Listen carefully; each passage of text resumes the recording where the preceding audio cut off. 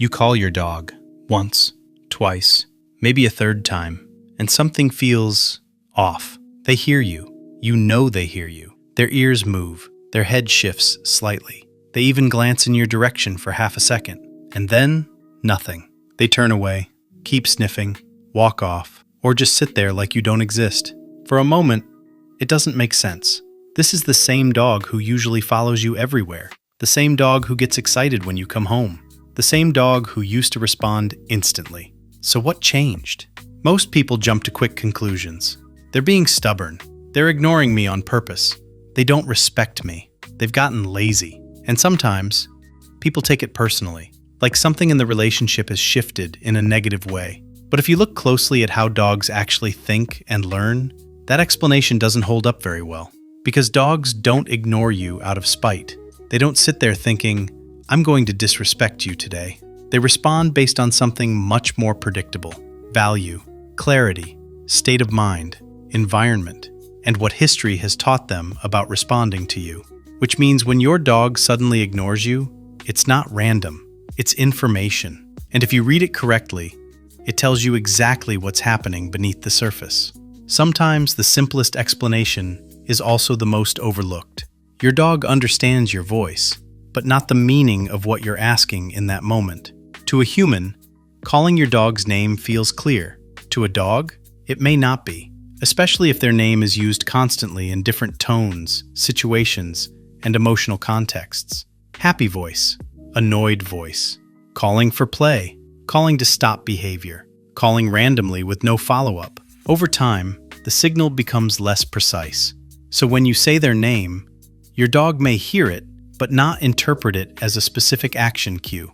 It becomes background noise, familiar, but not urgent. That's why some dogs respond instantly to certain words, like walk or treat, but hesitate when you call their name. Those words have consistent outcomes.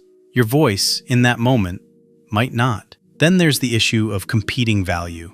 Imagine you're outside. Your dog is sniffing something incredibly interesting, a scent trail, another animal's presence, something new, something intense, and you call them. From your perspective, it's a simple request. From their perspective, they're being asked to leave something highly rewarding for something less clear. Dogs don't compare choices emotionally. They compare outcomes.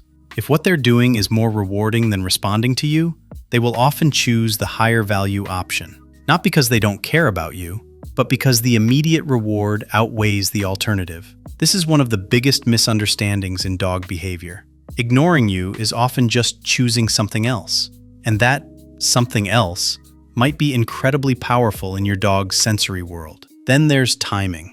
Dogs live very much in the present moment. If your cue comes too late, after the dog is already deeply engaged in another behavior, it's harder for them to shift. You're not interrupting a neutral state. You're interrupting an ongoing experience. The deeper that engagement, the harder the interruption. That's why the same dog may respond perfectly indoors, but seem to ignore you completely outside. Different environments create different levels of distraction, different levels of stimulation, different levels of difficulty, which means the same cue requires different levels of training depending on where you are. Another layer is emotional state. If your dog is anxious, overstimulated, excited, or frustrated, their ability to process and respond changes, just like humans. When your dog is calm, they can think. When they are highly aroused, they react. So if you call your dog in a moment when their energy is high, they may not be choosing to ignore you.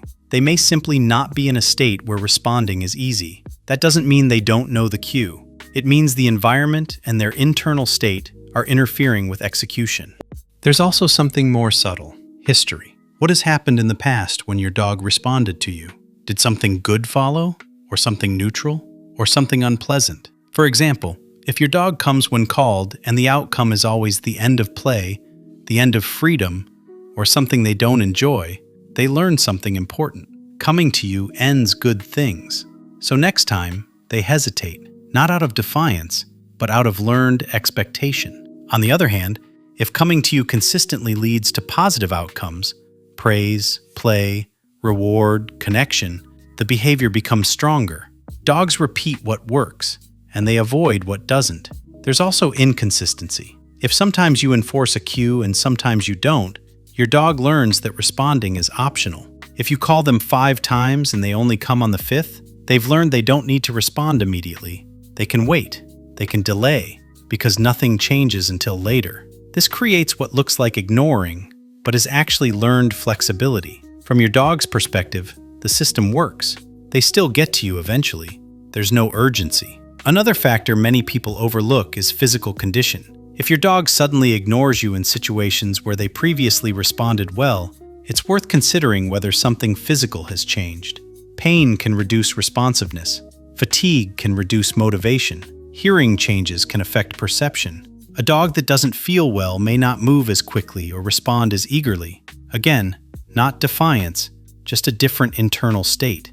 And then there's relationship clarity. Dogs thrive on clear communication. If cues are inconsistent, timing is unclear, or expectations change frequently, dogs may become less responsive. Not because they don't care, but because they don't fully understand what's being asked. Clarity builds confidence. Confusion reduces engagement.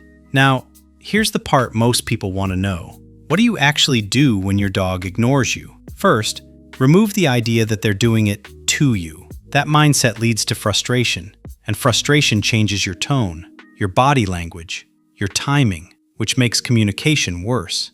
Instead, treat it as information. Ask, what is my dog choosing instead of me? Why is that more valuable right now? Second, increase the value of responding. This doesn't always mean food. It means outcome. Coming to you should lead to something good often enough that it becomes worthwhile. Not every time, but consistently enough. Third, improve clarity. Use cues that mean something specific. Avoid repeating commands multiple times. Say it once, then help your dog succeed. Fourth, train in layers. Start in low distraction environments, then gradually increase difficulty. Don't expect perfect responses in high stimulation environments without building up to it. Fifth, watch timing. Call your dog when they are likely to succeed, not when they are already fully engaged in something else. Set them up to win. Sixth, manage energy. A dog that has had physical exercise and mental stimulation is more likely to respond than a dog bursting with unused energy. Seventh, pay attention to patterns. When does your dog ignore you? Where? Around what distractions? At what times of day? Patterns reveal the real cause. And once you see the cause, you can change the situation. Because the goal is not to force obedience. The goal is to build a response that your dog wants to give. A response that makes sense to them. A response that fits the environment, their state, and your relationship. So the next time your dog seems to ignore you, don't see it as rejection. See it as feedback. Your dog is telling you something about value, clarity, timing, or state. And if you listen to that message, you can change the outcome of the next moment. If this changed the way you see your dog, subscribe to the channel and leave a comment below. When does your dog ignore you the most? At home, outside, or around distractions? And if your dog suddenly stares at you right after ignoring you, the psychology behind that behavior is even deeper than you think.